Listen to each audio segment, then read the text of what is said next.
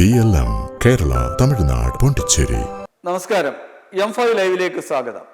മുല്ലപ്പെരിയാർ പ്രശ്നത്തിൽ തമിഴ്നാടിന്റെ പുതിയ നയങ്ങളും കേന്ദ്ര സർക്കാർ നിലപാടും കേരളത്തിന്റെ താൽപര്യങ്ങൾ സംരക്ഷിക്കപ്പെടാതെ പോകുന്നതും ഒരു പുതിയ അന്തർ സംസ്ഥാന വിവാദത്തിന് തന്നെ തിരികൊളുത്തുകയാണ്. മുല്ലപ്പെരിയാറിനെ തമിഴ്നാട് വൈകാരികമായി കാണുമ്പോൾ കേരളത്തിലെ പുതിയ സർക്കാരിന് വേണ്ട രീതിയിൽ പ്രതികരിക്കാനും ജനങ്ങളുടെ താൽപര്യം സംരക്ഷിക്കാനും കഴിഞ്ഞില്ല എന്ന ആരോപണമാണ് പ്രധാനമായും ഉയരുന്നത്. മുല്ലപ്പെരിയാർ അണക്കെട്ടിലെ ജലനിരപ്പ് 143 അടിയായി ഉയർത്തണമെന്നും പുതിയ അണക്കെട്ട് നിർമ്മിക്കേണ്ട ആവശ്യമില്ലെന്നുമുള്ള തമിഴ്നാട് മുഖ്യമന്ത്രി വിജയിന്റെ നിയമസഭയിലെ നിലപാടാണ് വീണ്ടും പ്രശ്നം ചർച്ചാ വിഷയമാകാൻ കാരണം. ഇതിനിടെ കേന്ദ്ര സർക്കാരിന്റെ നേതൃത്വത്തിലുള്ള സംയുക്ത മേൽനോട്ട സമിതിയിലെ പ്രതിനിധിയായി കേരളം നിർദ്ദേശിച്ച പെരുമ്പാവൂർകാരനായ TK ശിവരാജനെ കേന്ദ്ര സർക്കാർ ഒഴിവാക്കുകയും പകരം റൂർക്കി IIT-യിലെ ഭൂകമ്പ എഞ്ചിനീയറിംഗ് വിഭാഗം മേധാവി ML ശർമ്മയെ നിയോഗിച്ചതും വിവാദം ആളിക്കത്താനിടയാക്കി. ഈ തീരുമാനത്തിനെതിരെ കേരളത്തിന്റെ ജലവിഭവ മന്ത്രി മോൻസ് ജോസഫ് കേന്ദ്ര സർക്കാരിന് കത്തയക്കുകയും പ്രതിഷേധം അറിയിക്കുകയും ചെയ്തു. എന്നാൽ ഇക്കാര്യത്തിൽ വിവാദം അനാവശ്യമാണെന്നാണ് കേന്ദ്ര സർക്കാർ നിലപാട്.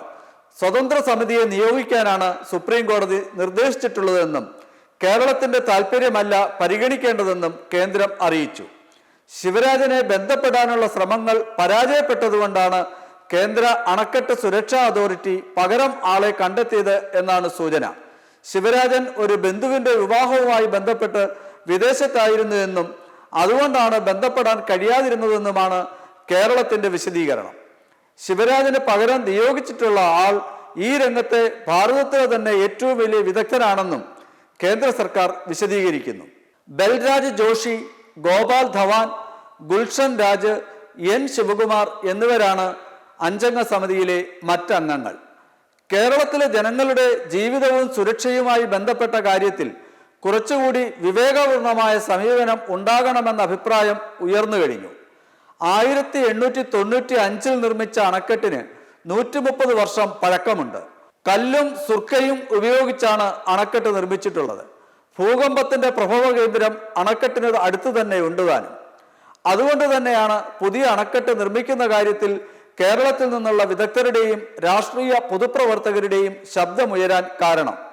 പ്രമുഖ എഞ്ചിനീയറിംഗ് വിദഗ്ധനും സംസ്ഥാന ജലവിഭവ വകുപ്പിലെ ടെക്നിക്കൽ അംഗവുമായിരുന്ന MK പരമേശ്വരൻ നായർ മുല്ലപ്പെരിയാറിനെ കുറിച്ച് നടത്തിയ പഠനത്തിൽ അണക്കെട്ടിന് എന്തെങ്കിലും അത്യാഹിതം സംഭവിച്ചാൽ 4 ജില്ലകളിലെങ്കിലും 1 മണിക്കൂറിലേറെ 30 മുതൽ 40 അടി വരെ വെള്ളം പൊങ്ങുമെന്നും 1 മണിക്കൂറോളം ഇത് നിലനിൽക്കുമെന്നും വ്യക്തമാക്കിയിട്ടുണ്ട്. 1990-കളിൽ ബേബി ജോൺ ജലവിഭവ മന്ത്രി ആയിരുന്ന കാലത്താണ് ഈ പഠന റിപ്പോർട്ട് സമർപ്പിച്ചത്. അതേസമയം തമിഴ്നാട്ടിലെ മധുര, തേനി, ദിണ്ടിഗൽ, ശിവഗംഗ, രാമനാഥപുരം എന്നീ ജില്ലകളിലെ കുടിവെള്ളത്തിനും കൃഷിക്കും ആശ്രയിക്കുന്നത് മുല്ലപ്പെരിയാർ വെള്ളമാണ്. അതുകൊണ്ട് തന്നെ ലക്ഷക്കണക്കിന് ആളുകളുടെ ജീവിതത്തെയും ജീവിത വൃത്തിയെയും ഇത് ബാധിക്കുന്നു. ലോകത്തെവിടെയും ഇത്രയും പഴയ ഒരു അണക്കെട്ട് ഇല്ലെന്ന് തന്നെയാണ് വിദഗ്ധർ ചൂണ്ടിക്കാട്ടുന്നത്. കല്ലും കുമ്മായവും ചേർന്നുള്ള നിർമ്മിതിക്ക് 100 വർഷമാണ് അന്ന് നിർമ്മിച്ച ബ്രിട്ടീഷ് എഞ്ചിനീയർമാർ കാലാവധി പറഞ്ഞിരുന്നത്.